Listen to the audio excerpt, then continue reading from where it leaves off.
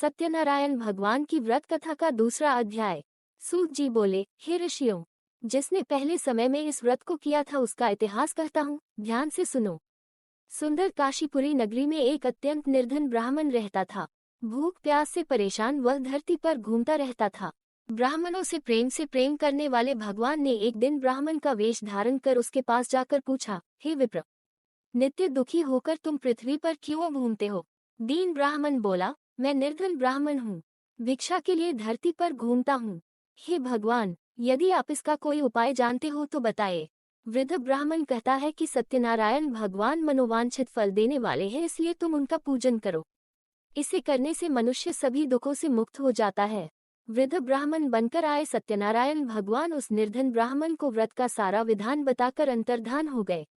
ब्राह्मण मन ही मन सोचने लगा कि जिस व्रत को वृद्ध ब्राह्मण करने को कह गया है मैं उसे जरूर करूंगा। ये निश्चय करने के बाद उसे रात में नींद नहीं आई। वह सवेरे उठकर सत्यनारायण भगवान के व्रत का निश्चय कर भिक्षा के लिए चला गया। उस दिन निर्धन ब्राह्मण को भिक्षा में बहुत धन मिला, जिससे उसने बंधु बांधवों के साथ मिलकर श्री सत्यनारायण भगवान का व्रत संपन्न किया। भगवान सत्यनारायण का व्रत संपन्न करने के बाद वह निर्धन ब्राह्मण सभी दुखों से छूट गया और अनेक प्रकार की संपत्तियों से युक्त हो गया। उसी समय से यह ब्राह्मण हर माह इस व्रत को करने लगा। इस तरह से सत्यनारायण भगवान के व्रत को जो मनुष्य करेगा वह सभी प्रकार के पापों से छूटकर मोक्ष को प्राप्त होगा। जो मनुष्य इस व्रत को करेगा वह भी सभी दुखों से मुक्त हो जाएगा।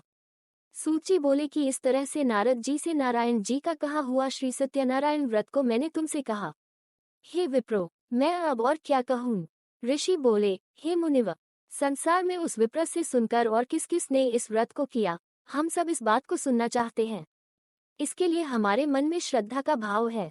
सूची बोले, हे मुनियों, जिस जिस ने इस व्रत को किया है वे सब सुनो। एक समय वही विप्र धन व ऐश्वर्य के अनुसार अपने बंधु बांधवों के साथ इस व्रत को करने को तैयार हुआ। उसी समय एक लकड़ी बेचने वाला बूढ़ा आदमी आया और लकड़ियां बाहर रखकर अंदर ब्राह्मण के घर में गया। प्यास से दुखी वह लकड़हारा उनको व्रत करते देख विप्र को नमस्कार कर पूछने लगा कि आप ये क्या कर रहे हैं? तो उन्होंने बताया कि व्रत कर रहा हूँ तथा इसे करने से क्या फल मिलेगा, कृपया मुझे भी बताएं। ब्राह्मण ने कहा कि सब मनोकामनाओं को पूरा करने वाला ये सत्यनारायण भगवान का व्रत है। इनकी कृपा से ही मेरे घर में धन धान्य आदि की वृद्धि हुई है। विप्र से सत्यनारायण व्रत या के बारे में जानकर लकड़हारा बहुत प्रसन्न हुआ। चरणामृत लेकर वह प्रसाद खाने के बाद वह अपने घर गया।